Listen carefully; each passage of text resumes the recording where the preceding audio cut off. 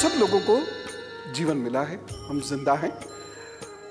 बहुत सारे लोगों से पूछा जाए कि आपके लिए जिंदा होने का मतलब क्या है, तो कहेंगे हम सांस लेते हैं, हम खाना खाते हैं, हम सोचते हैं, बोलते हैं, शरीर के अंगों को हिला पाते हैं, आदि आदि। और सभी लोग ये जानते हैं कि जो आज जिंदा हैं कल को वो जिंदा नहीं रहेंगे। लेकिन अब यहाँ पर एक प्रश्न उठता है और इसका उत्तर माँ कूष्मांडा के दिवस हमें मिलना चाहिए। वो ये है कि हमारी उत्पत्ति कहाँ से हुई और हम कहाँ चले जाएंगे। आज मैं इसका रहस्य आपको समझाता हूँ। अनेक शास्त्र ऐसे हैं जो मनुष्य के होने का और जब मनुष्य नहीं रहेगा उसका खुलासा करते हैं। ये रहस्य केवल उन लोगों के लिए रहस्य है जिन लोगों ने कभी कोई योग नहीं किया, या उन लोगों के लिए रहस्य है जिन्होंने वो शास्त्र नहीं पढ़े हैं, उनको समझने का प्रयत्न नहीं किया है, ऊर्जा को समझने का प्रयत्न नहीं किया है, जीवात्मा को समझने का प्रयत्न नहीं किया। लेकिन ये रहस्य इतना गहरा रहस्य भी नहीं है जितना ये सामान्यतः सोचा जाता है। कूष्मांडा माँ से हमें इस रहस्य की कुछ परतें खुलती हुई दिखती हैं।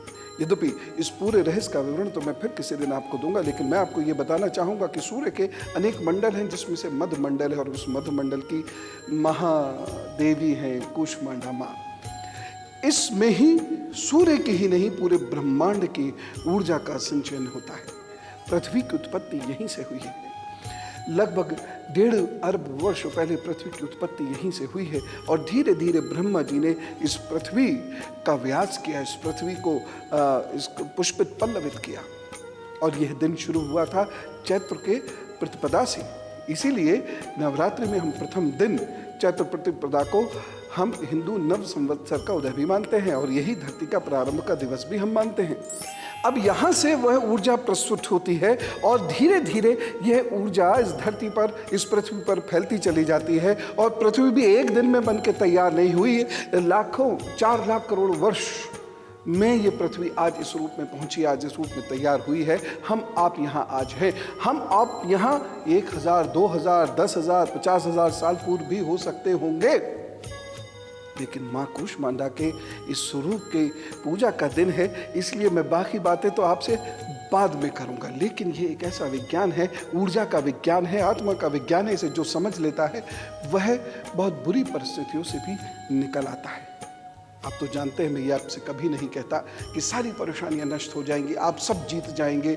ऐसा संभव नहीं है। काल सदा मनुष्य के आगे चलता है, लेकिन मनुष्य अपने आप को एक बहुत बड़े रूप में परिवर्तित कर सकता है, साधारण से विलक्षण बन सकता है यदि माँ कूष्मांडा का ये रहस्य समझ ले। और वह उपाय जो मैं गुरु मंत्र में बताऊंगा, साल में कभी कभार कर लिया कर।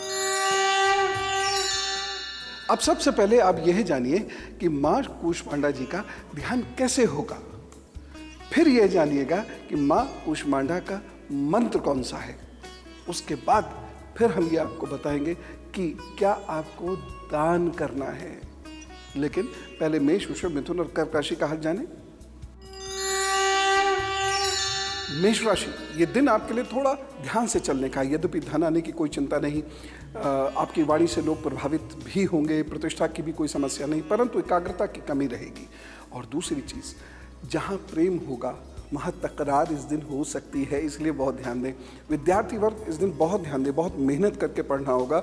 और वे सभी लोग जो इस दिन किसी खास व्यक्ति से मिलने जा रहे हैं या फिर कोई इंटरव्यू देने जा रहे हैं, कोई एग्ज़ाम देने जा रहे हैं, उन्हें कुछ उपाय अवश्य करने होंगे।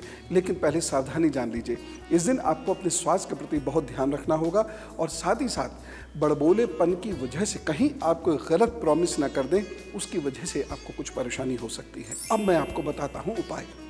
इस दिन को बेहतर बनाने के लिए, लोगों से प्रेम पाने के लिए, प्रतिष्ठा पाने के लिए और एकाग्रता पाने के लिए, जिससे आपके काम बने, इस दिन आपको गुड़ शहद का दान अवश्य करना है, गाय गुरु और मंदिर की सेवा अवश्य करनी है। बस ये उपाय कर लीजिएगा, होने चाहता अच्छा होगा।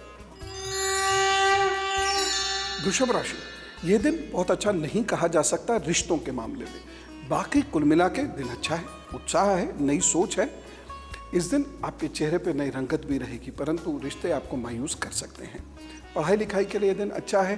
हाँ, सोच आपकी कभी कभी नकारात्मक में अहंकार से भर के कुछ गलत डिसीजन दिलवा सकती है। एक चीज़ मैं और आपसे यहाँ कहना चाहूँगा, वृषभ राशि के जो भी लोग हैं, इस दिन मित्रों के साथ बहुत सोच समझ के व्यवहार कीजिएगा, नहीं तो परेशानी हो सकती है। सावधानी, इस दिन एक ख़ास चीज़ से आपको बहुत ज़्यादा सावधान रहना होगा और वह है भाषा। भाषा के गलत प्रयोग से नुकसान हो सकता है। जो लोग वाहन तेज़ चलाते हैं वो तो बहुत ध्यान से ही वाहन चलाएं, नहीं तो इस दिन दुर्घटना के संकेत भी मिल रहे हैं। उपाय, दिन को बेहतर बनाने के लिए ओम नमः शिवाय का अभी जप कीजिए 21 बार बैठ के, उसके बाद काम पर जुटिए तो वो सब ठीक करेंगे। मिथुन राशि, बहुत ध्यान से चलिएगा क्योंकि इस दिन शत्रु बहुत प्रबल है और आपका नुकसान कर सकते हैं, अहित कर सकते हैं। इसके साथ ही साथ रोगों का भय है। यदि आप सही से अपनी दवाई या परहेज़ नहीं करेंगे तो आपका कोई पुराना रोग इस दिन उखड़ सकता है, तो ध्यान से चलें। सावधानी, इस दिन यात्रा करने के हो सकता है बहुत लाभ आपको ना मिले, और साथ ही साथ जब आप यात्रा करें तो अपने जान माल का भी बहुत ज़्यादा ख्याल रखिएगा, अलर्ट रखिएगा अपने आप को। लेकिन उपाय है, उपाय से सब ठीक करेंगे प्रभु। और उपाय के तौर पर इस दिन आपको ओम रुद्राय नमः का 108 बार जप करना। अभी बैठिए, अभी वह जप कीजिए और तदुपरांत अपने काम पर निकलिए तो सब अच्छा करेंगे। कर्क राशि, यह दिन आपके लिए अच्छा है, बहुत अच्छे विचार हैं, मन इस दिन प्रबल है, मजबूत है और आप विजय के लिए आतुर हैं और विजय आपको ईश्वर के पास से जरूर प्राप्त भी होगी।